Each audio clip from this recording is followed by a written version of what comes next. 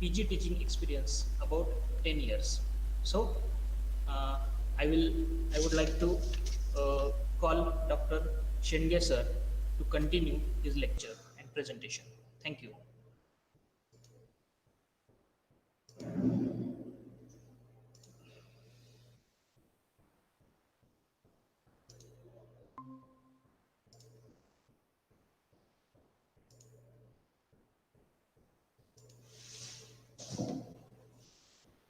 Before starting the lecture, before starting the lecture, uh, I would like to have some announcement. If you have any questions, you can comment it in chat box. Will Sir will give answers to those selective questions, and the session will be continued. Also, I also give you one link, Google Form link, as a feedback form. You please complete that feedback form. You will get certificate on your email ID. Okay. Thank you. So continue, Dr. Shenke sir.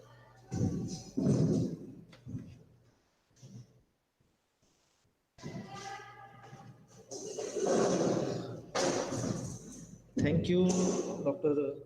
Surya sir, for giving me an opportunity. Today, good afternoon, all of you. Let's start our Ayurvedic review of Apasmara in pediatric or in child.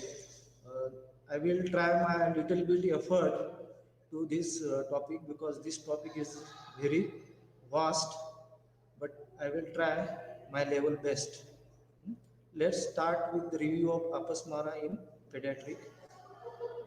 In pediatric Apasmara or in adult, there may be some hetu or samprapti may be same. That's why I included both in these children. First, we will see introduction in which definition of Apasmara, positive factors related to apasmara, samprapti of apasmara, then types of apasmara, and line of treatment. Then we see dravya prayog in apasmara, in which see some compound formulations or there may be some single drugs. Then we see discussion, conclusion, and references. Introduction to apasmara. स्मृतेर्पंगम बाहुस्पापनम विषद्विदा तम प्रवेशा विभिष्ट चेष्टम धी सत्व संप्लवात means apasmar is defined as a loss of memory characterized by loss of consciousness, means entering into the darkness, and disvesting movements of limbs caused by dearrangement of the intellect and the mind. Tamapravesha Vibhista Chestam Dhi Sattva Samplavat, loss of consciousness, distinguishing movements of limbs caused due to dearrangement of the intellect and the mind. Tamapravesha, entering into the darkness. Vibhista Chesta, distinguishing movements of the limbs.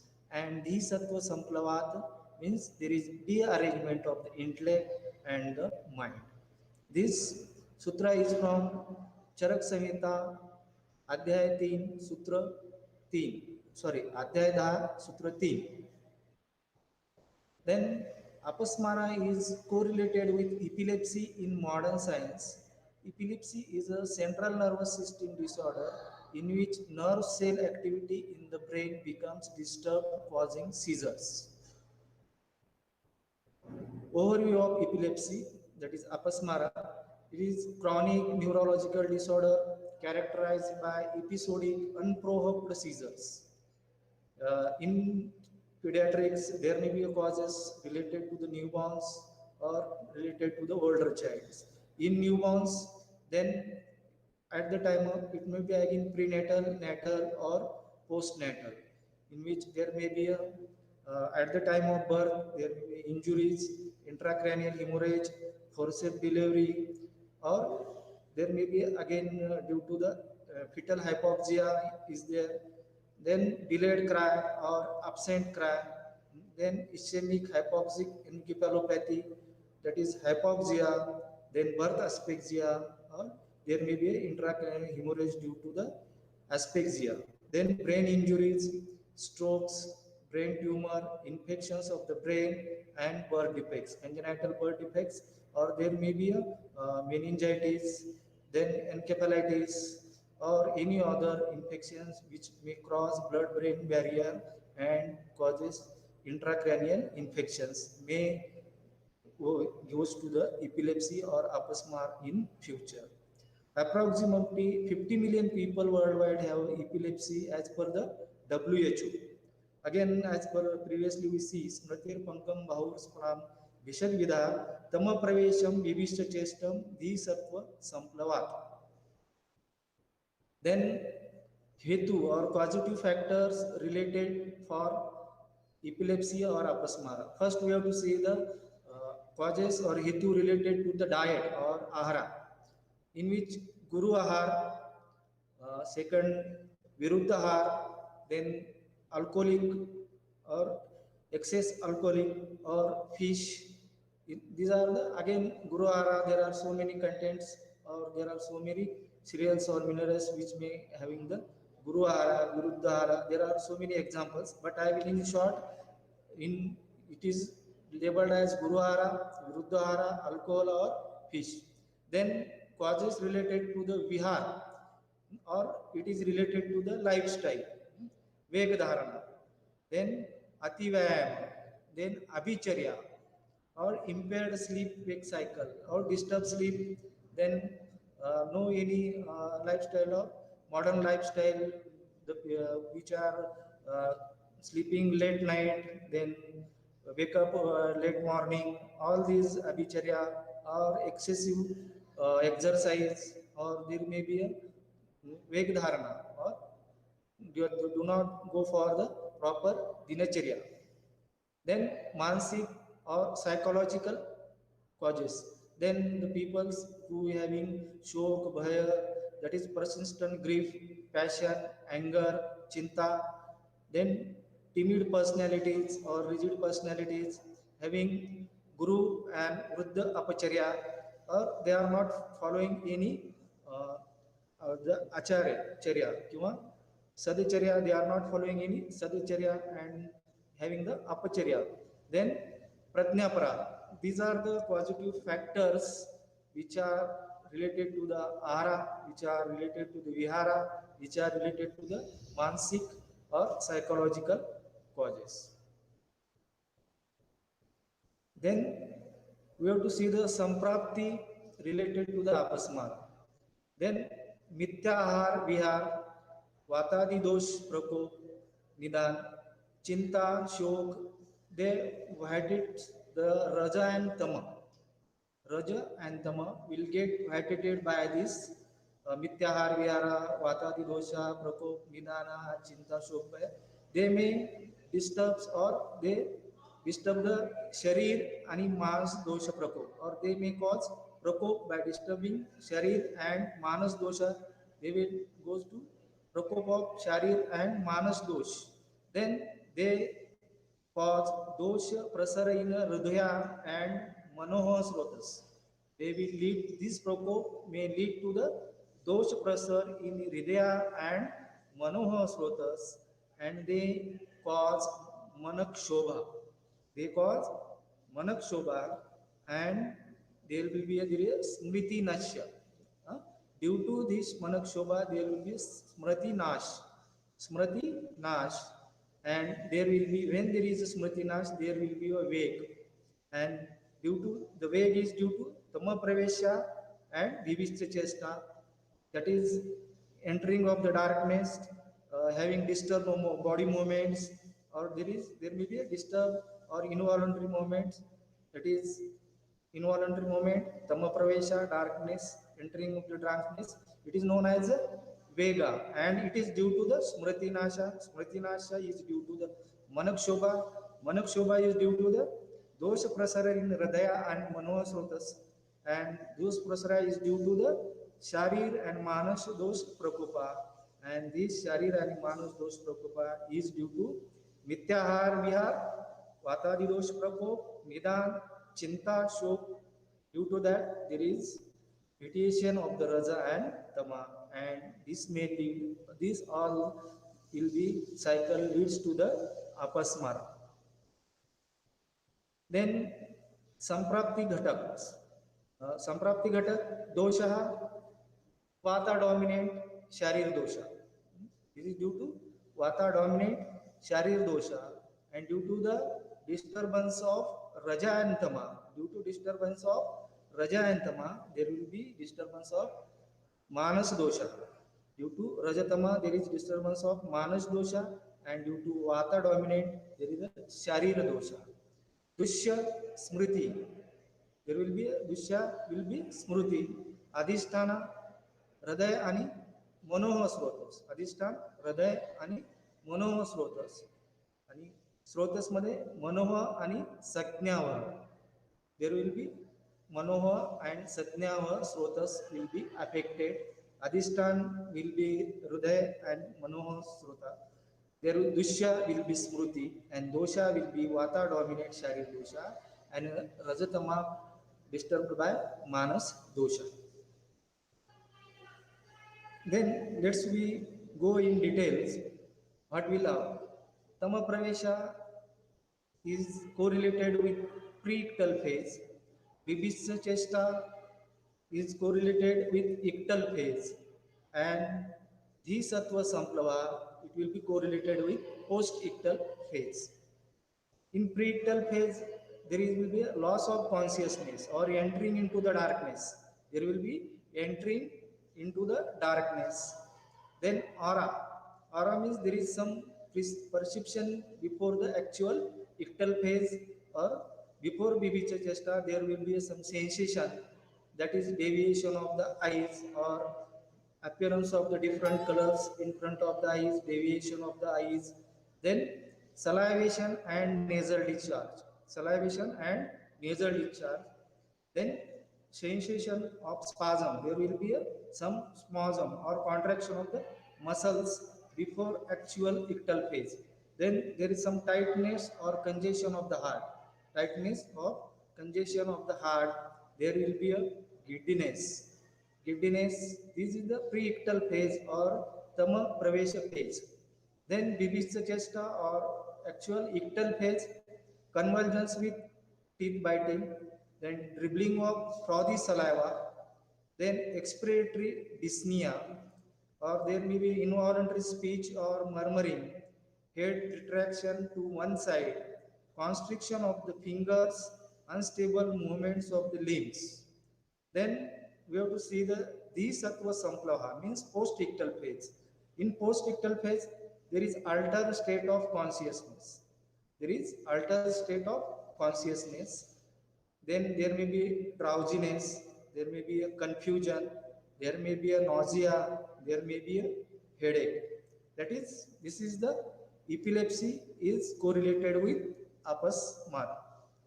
As per the Tama Pravesha, Vibhicha Chestam, and Dhisattva samplava. Then, what are the types of apasmara? There is Vataj apasmara, Pittaj apasmara, Kapaj apasmara, and Sannipataj apasmara. These are the types of apasmara.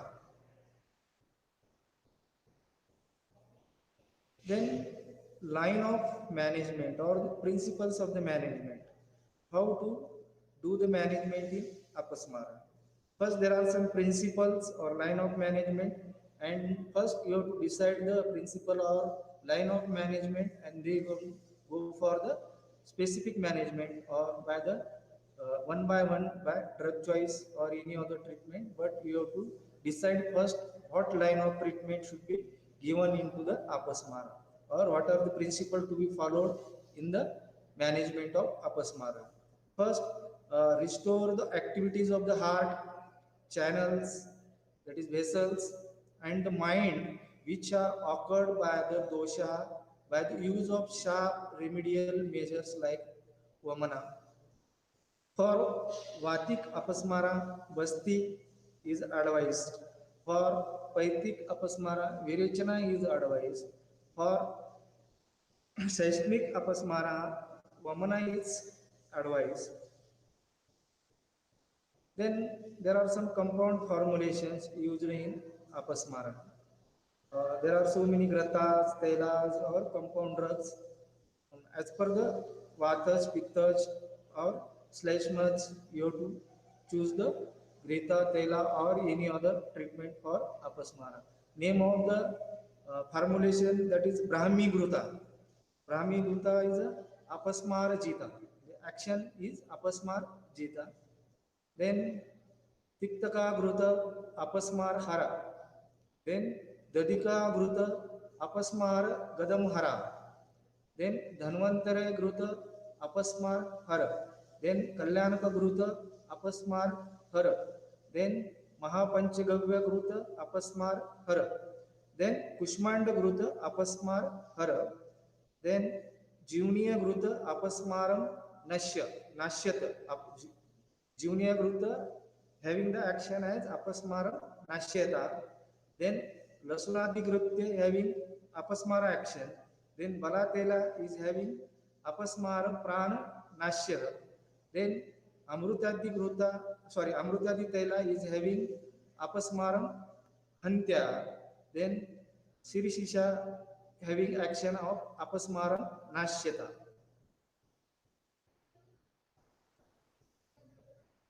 Then there are single drugs used in Apasmara. There are a lot of drugs, but it will be used as per the examination of the child or examination depending upon which type of Apasmara or all detailed examination. Then you have to choose the which single drug should be used in Apasmara.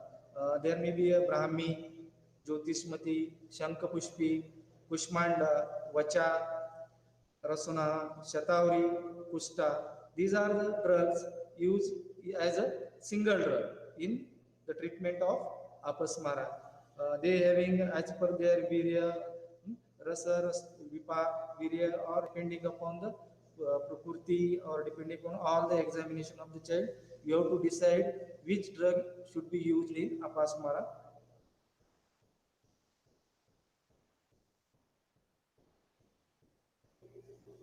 Then we see the discussion related to this Apasmara. Then Apasmara is a psychosomatic disorder and is the transient appearance of unconsciousness associated with loathsome activities. Loathsome activity means like frothing, abnormal postures of the body, that is due to perversions of memory, intellect, and other psychic factors. Apasmara is psychosomatic. It is and due to the diversion of memory, intellect, and other psychic factors. The main seat of pathogenesis of apasmara or epilepsy can be considered as a brain. The treatment is aimed at restoration of three dosha. Restoration of three dosha, balance coupled with correction of manas dosha. Tridosha balance with correction of manas dosha. Then Shodhana procedure is mainly applied in the management of the apasmara, but in children's it should be do with judiciously the examination of the child or with the help of other procedures. All the panchakarma procedures should be used judiciously in case of children's. In Apasmara, doshas being located in the important vital point, it is difficult to be treated. Hence, it should be treated with rasayana therapies to give the remove or to give any problems related to with this Shodhan karma or with these other single drugs or compound drugs or with other panchakarmas. We should use or treat the child with rasayana therapies. Then Tiktarasa is said to possess Medya property. And most of the drugs mentioned have Tiktarasa, Ushna Virya. Of these drug is also useful to elevate Vata dosha. Furthermore, Medhya property indicates the action of a drug on brain.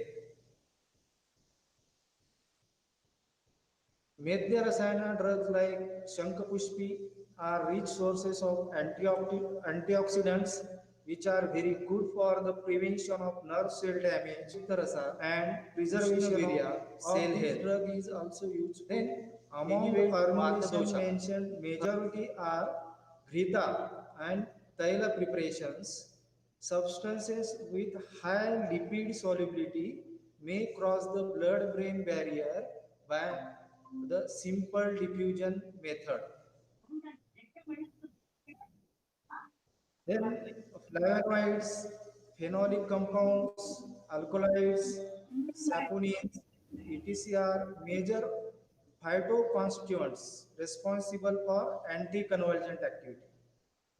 Then few drugs having mechanism of action similar to that of benzodiazepines or GABA agnostic, that is Brahmi. Brahmi is also action similar to the benzodiazepines.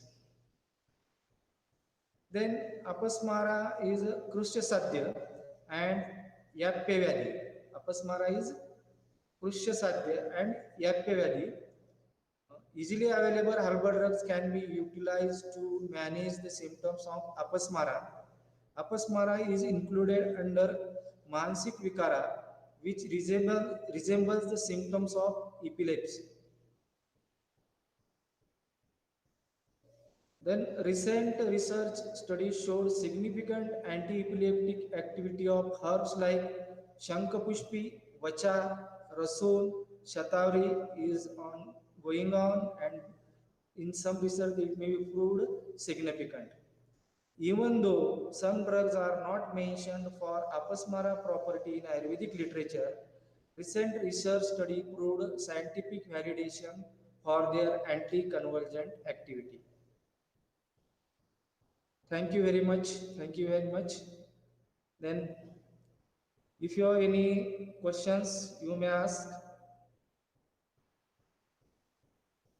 Before the concluding this session, I am very thankful to Chairman and Principal of Sri Saptashringi Ayurveda Mahavidyalaya, Nasik. Then I am very thankful to Dr. Surse Yogesh sir. Then I am very thankful to Dr. Kiran Shinde sir for giving me opportunity to as a speaker in this national webinar. Then I am very thankful to my all seniors, friends, colleagues, and students. And once again, thank you all of you. Thank you all of you.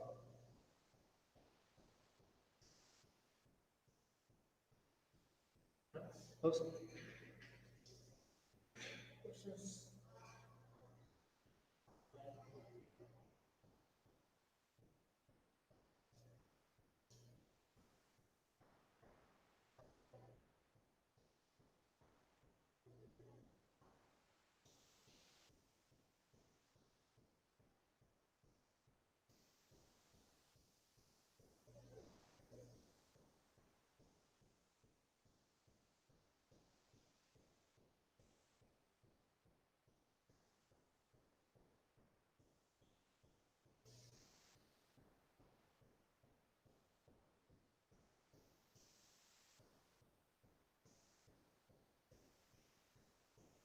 febrile convulsions are, it is due to the elevated temperature. First, when there is a body temperature is increased, then the convulsions due to increase in body temperature is known as febrile convulsions.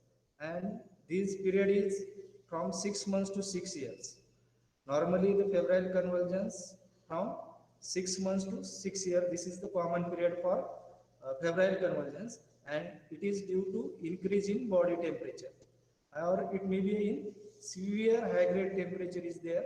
There may be a febrile convulsion period is from 6 months to 6 years. In epileptic convulsions, there may be no history of fever, or there is no history of any recurrent infection or any temperature, and there is a history of epilepsy in another child, or there may be hereditary history of convulsions. Again, febrile convulsions having history of infections. In epileptic convulsion, there will be no history of infection, or there is no increased temperature. In epilepsy, there is no relation of temperature. In febrile convulsions, there is relation with temperature, and in febrile convulsions, there is no any residual complex in future, whether there may be a complex. But in epilepsy, there may be some residual, neurological residue will be present in the child. That is, there is a lack of memory, or there may be some mental retardation will be present in case of epilepsy. But child will be having well memory, well established activities, well developed and milestones in case of febrile convulsions. And there is no history of recurrence in febrile convulsion. Once they are treated, they will be not reappear. But in case of epilepsy, they are having the frequent attacks. There is a history of attacks by interval of 1 month, 2 months, 3 months, but there is a recurrence of convulsions. There is no history of repeat convulsions in febrile convulsions.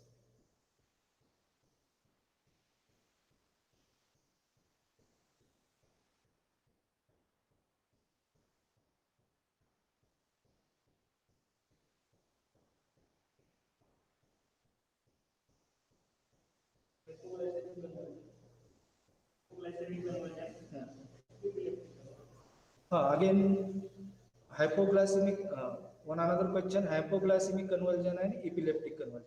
Hypoglycemic convulsions in any of person, they are hypoglycemic when there is hypo means less, glycemic means sugar level or glucose level.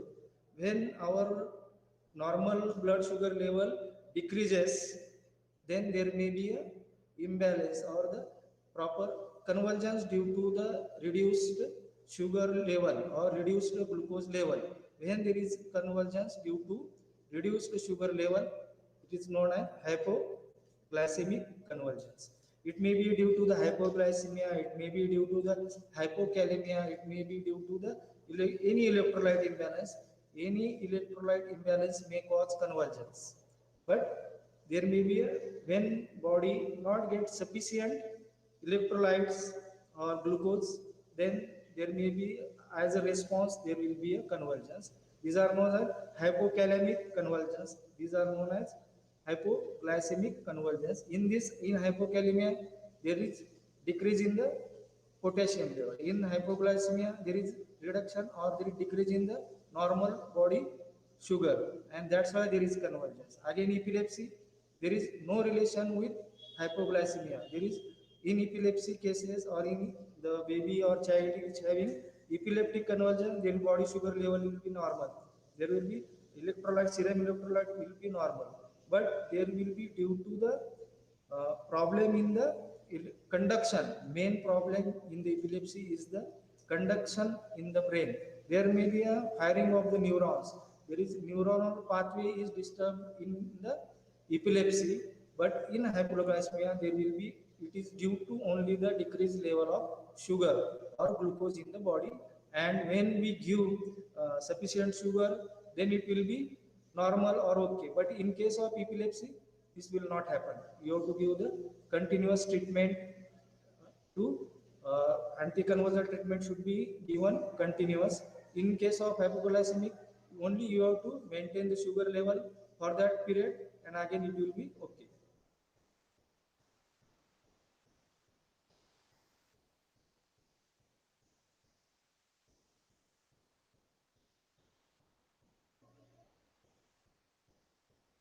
Is there any possibility? Is there any possibility of child having recurrent episode of febrile convulsion yet converted into epileptic convulsion? Again, the very nice question.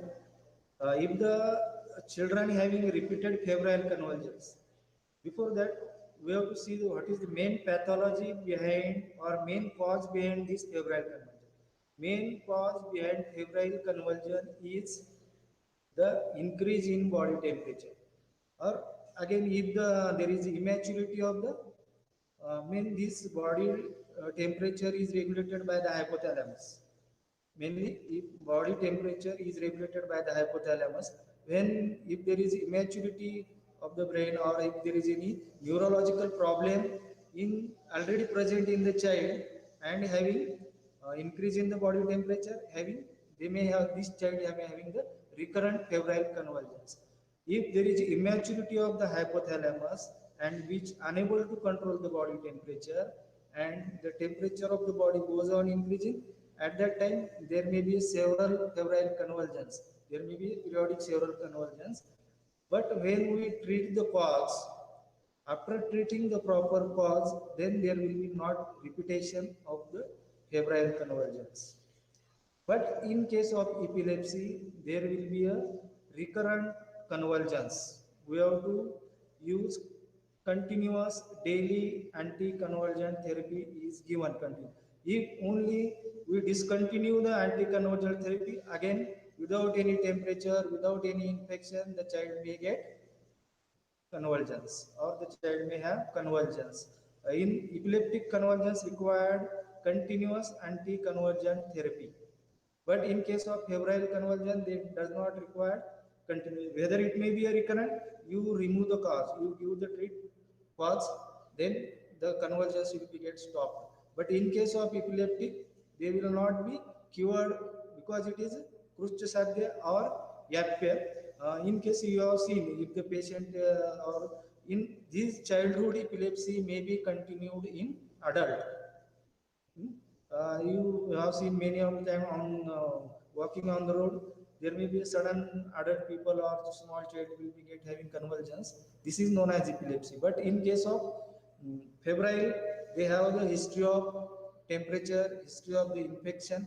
Only when there is body temperature increase, immaturity of the uh, hypothalamus, or hypothalamus will not be unable or not be able to control the body temperature, then will be having the febrile convulsions. If these febrile convulsions get recurrent, or then there may be no epileptic. These epileptic convulsions are different than febrile convulsions or hypokalemic convulsion, or convulsion due to the hypokalemia, or due to any metabolic disorder, or due to any metabolic error. The convulsions is different, and epileptic convulsions are different. Epileptic convulsions having the history, there may be a chances of history of hereditary, and they will not be cured, and continuous anticonvulsant therapy is required in this case of epilepsy. But in case of any other convulsions like hypokalemia, hypoglycemia, or any other metabolic, they only removal of the cause is the treatment. What type of seizures is most common in children? The most common seizures are only hypoglycemic seizures. Many of the time, as soon as there will be birth, we see the blood glucose level. When most common cause is hypoglycemia is the main or most common cause for seizure, and then again birth delayed cry or hypoxia or birth asphyxia may also lead to the seizures. But probably many of the time we ignore the blood glucose level in newborn babies and not checked frequently. But when baby is admitted in a ICU, daily 2 times blood glucose will be taken, whether the child is in hypoglycemia or not. And hypoglycemia is the recurrent or common cause for seizures. And again, most another cause is uh, delayed cry or birth asphyxia or hypoxia. Our next question is regarding to this only. Is there any threat for neonatal or hypoxia, neonatal hypoxic encephalopathy and convulsions in epilepsy? Means the child is having hypoxic encephalopathy. Is there any correlation between epilepsy?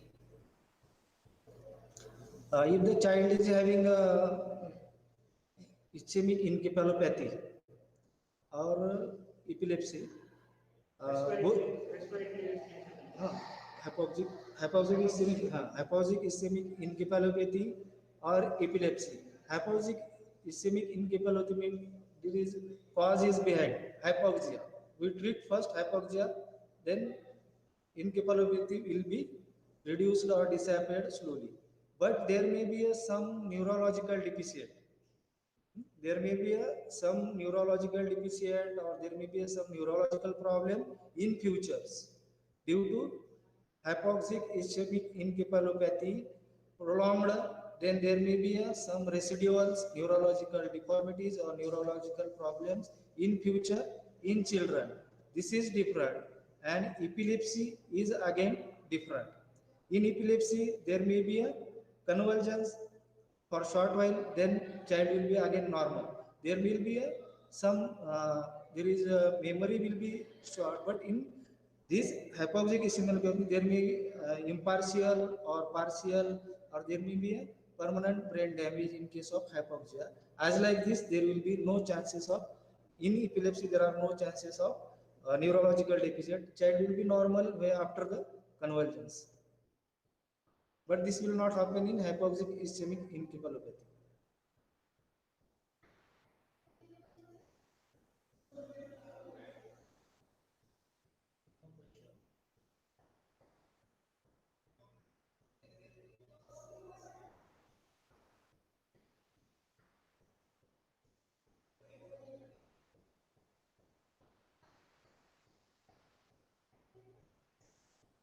How can we differentiate between convulsions due to epilepsy, convulsions due to electrolyte imbalance, or convulsions due to hypoglycemia? Just only history or any other? Uh, Three types of convulsions. One epileptic, hypoglycemic, and hypoglycemic. Simply in epileptic convulsions, there will be aura first, and there is some entering of the darkness, giddiness, having different colors in front of the eyes. There will be presence of aura. Then history of recurrent convulsions, family history of convulsions. Then and aura is present in case of epilepsy. In any other hypoglycemia, hypocalcemia, there will be no aura present, and there will be a sudden, or in case of children below 3 or 4 years, they cannot tell the history. We have to not proper presentation of seizure or convulsions will not be present in children. Many of the times there may be a atypical presentation of the convulsions. Therefore, only in case of epilepsy, some aura will be there, but child will not explain properly. But there is presence of aura, there is presence of giddiness, there is different colors in front of the darkening of the eyes. When there is happening and recurrent history of convulsions, it may related to the epilepsy, or go for another investigations to rule out whether it is having another convulsions or having epileptic convulsions. So next question is regarding investigations only. Which investigations should be done for febrile convulsions? Oh, sorry, epileptic convulsions. In epileptic convulsions, one major investigation in EEG. There is electroencephalogram is the most required investigation in case of EEG. And again, there are not investigations, CT, MRI, but most required investigation is the EEG. Can recurrence of epileptic seizures may lead to long-term neurological deficit in children? Yes, again, it may be depend upon the age of the child. If age of the child is less, then there may be higher chances of improvement of the uh, memory, or another neurological science may get improved if the age of the child is less, 3 year, 4 year, 5 year, may get having chances of less problem of the neurology. If the child is older, more than 30 year, 40 year, 15 year, then there may be a neurological problems will be more. Less the age, more the chances of improvement. One last question.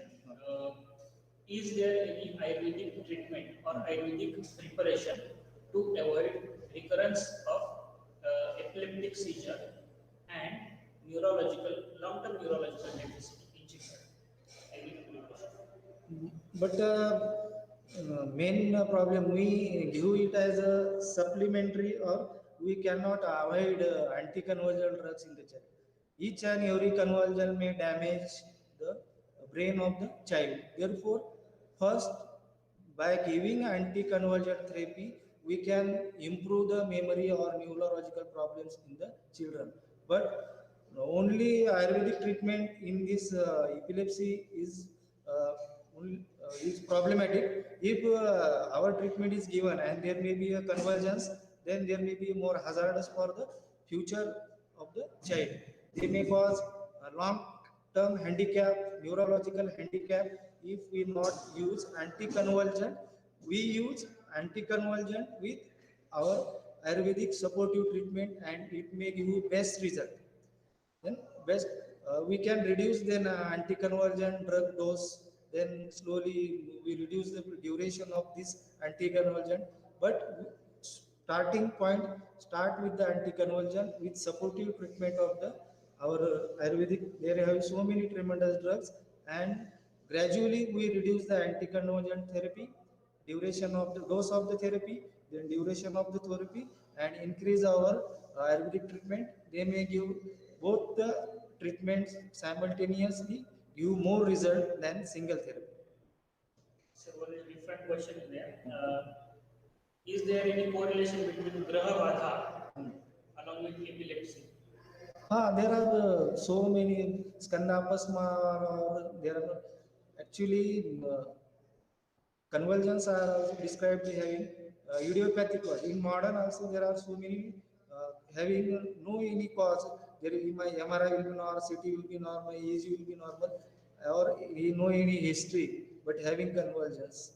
Having indigenous or there may be idiopathic causes are also explained in modern sciences. As like this, there are in our ancient Ayurvedic text, Grahbada is also having one cause of apasmat. Thank you all of you once again. Thank you for giving me a chance of Chairman Sir, Sri Saptashringi Ayurved College, respected Principal Sir, Saptashringi Ayurved College, then Dr. Yogesh Surshe Sir, then Dr. Kiran Shinde Sir, giving me an opportunity as a speaker in this national webinar, and I am very thankful all of you, my respected seniors, friends, colleagues, students.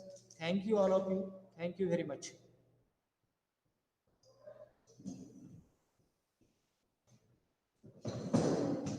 Thanks so much, sir. Sir has given a beautiful explanation, and different types of questions arise by different students who are attended this webinar. So, in very short notice, sir has prepared total webinar, and I am very much thankful for him. So, here I declare the webinar is completed. Thank you. I have sent one feedback form in your chat box. You please fill that feedback form. You'll get certificate on your email ID. Thank you.